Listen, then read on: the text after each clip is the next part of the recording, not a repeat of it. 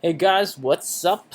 It's me. Time for another video. It's March 23rd, 2021. Um, and it's been a few days since I posted an algo video. I got caught up in a few things, was a little busy. Um, so I don't want to leave you algo junkies wanting. Um, if you like this video, like, subscribe, and comment below. I felt I should just add that in there. It helps motivate me to make more videos and to keep bringing you more algo content, educational material in computer science and data structures and all that good stuff. And hopefully some of this will help you with your interviews, or if you're just interested in getting a better grasp of CS, and some of the fundamentals of CS. So without further ado, let's get started on this road. And speaking of roads, this particular road happens to be up a tree, and the problem is binary tree paths, 257. So this is not a pretty easy problem, as you can see on Leetcode, and it has, by far, of all the problems that I've so far tackled, it seems to me probably one of the higher like to dislikes ratios, probably because it's a fundamental problem in computer science, and so it's probably something that you run across quite often if you're a student or if you're in an interview. It's a pretty simple problem, so I'm thinking that in most interviews you won't see a problem that just has this as the final piece of final hurdle that you have to surmount to get the job, without a doubt. But it's a good warm-up, actually, and probably good for a phone screener too. So let's get to it. The problem. What is the statement of the problem? Given the root of a binary tree, return all root-to-leaf paths in any order. A leaf is a node with no children. Okay, so that's just the basic definition of the tree. This is a leaf and this is a leaf, okay? So here's an example of an input tree in tree notation in an array, and this is your output, right? So an output is your path, and so there's two elements of this output array: 1 to 5, 1 to 2 to 5, and 1 to 3. And this makes sense. These are the paths: 1 to 2 to 5, 1 to 3, and then root with only the root as its element and no children, as singular element, has the path equal to 1. Okay, so the number of nodes in the tree is in the range 1 to 100, so there could be 100 nodes, and the node values could be between -100 and 100. Okay, so looks about like half of the submissions were accepted. That's interesting because, as I said before, this seems to be a pretty easy problem to me. So let's do this. So since it's a tree problem and we're trying to traverse the tree and hit leaves, my first thing, as you've seen in my other videos, is to think DFS, right? So remember what the goal of this problem is, right? We want to get all the paths. So um, given that, I feel that I should create a paths array as the return data structure, right? Return type data structure, and that's what the return type of this kernel function is. So I'm going to keep that as my array. So what should I pass down to the DFS? So first thing is the root, because I want to traverse a tree.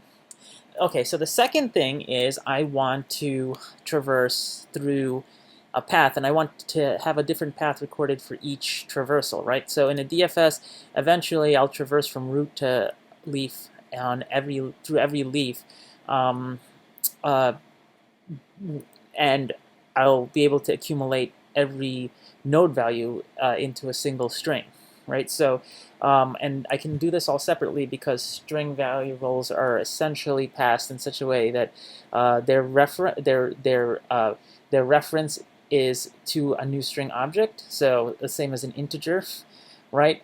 So that means I can propagate strings through the tree DFS without having to worry that another DFS is modifying the same path string.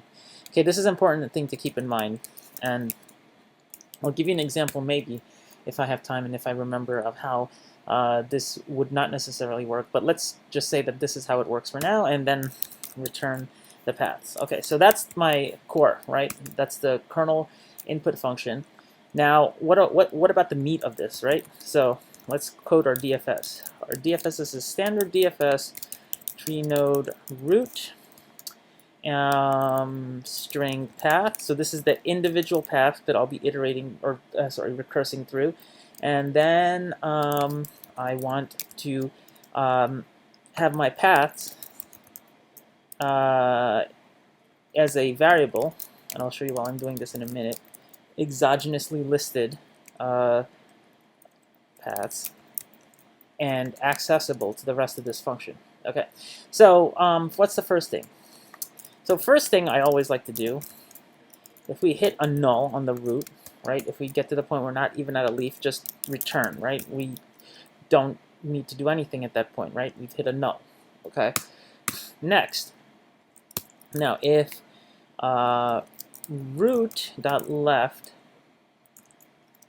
thank goodness for that definition, equals null, and root.right equals null, then this is our leaf condition, right? Because every leaf, the way that we know we're at a leaf and we have no more tree to traverse is if both the children are null. So if we're at a point in the recursion where the root is null, the left is null, and the right is null, then we have pretty much hit our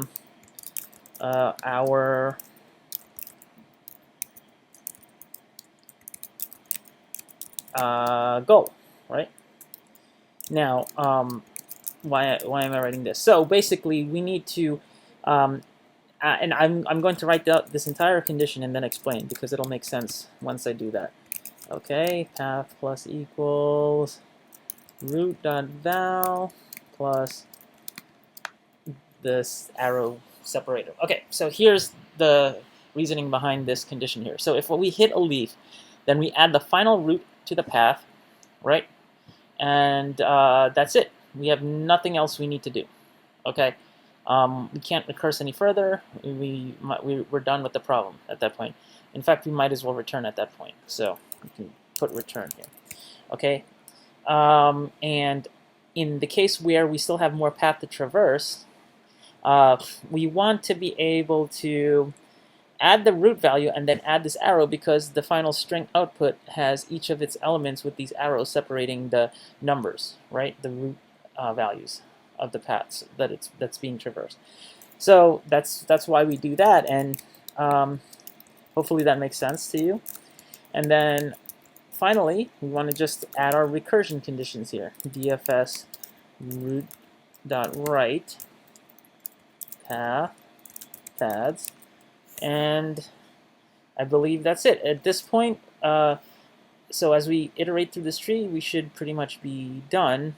We want to get an array list here, right? Otherwise it's an abstract function. Okay, and that looks good. What if I call the whole sucker? And there you go. So about faster than about the 57th percentile in terms of time, and kind of space heavy. And the space heaviness is probably because I iterated through this tree here, and I recursed through the tree, so I added stack frames, a logarithmic number of stack frames, right, in the number of nodes. So that added some stack space memory, but more so, really, I think having this additional data structure here to maintain the paths probably could be optimized, so I don't necessarily need it. It was just something convenient because the end data structure is the paths themselves. There's probably other, the end output data structures of the paths themselves. There's probably other optimizations I can make, but one thing I would like to show you is what happens if I use a string builder here. Okay, now let's see.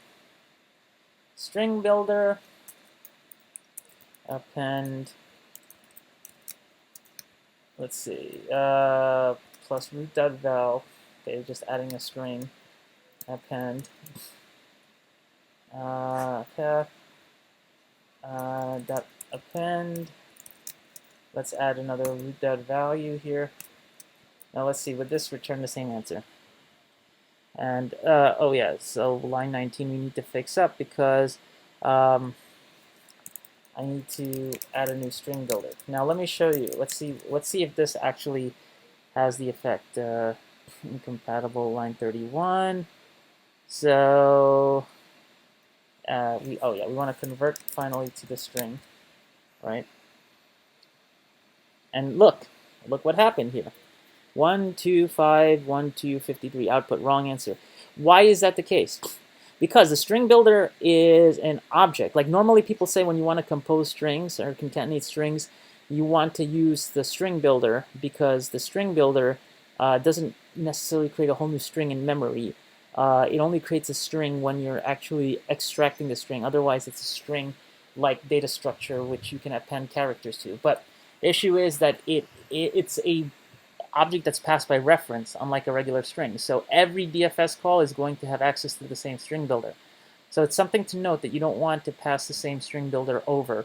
You don't want to necessarily use a string builder in this specific way, where I would use the string to do that. So that was just a quick by reference, by value analysis.